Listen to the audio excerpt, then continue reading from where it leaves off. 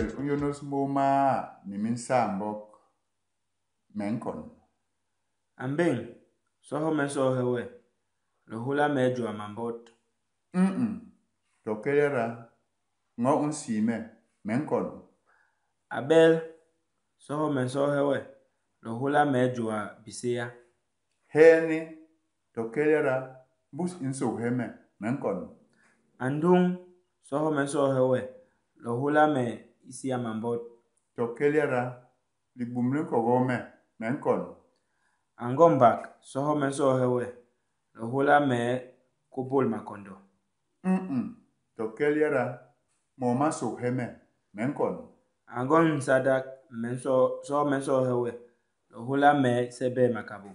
Heni tokelera nkongbe agweme menkon. Anjeba yi, soho menso hewe, lohula me ang inika.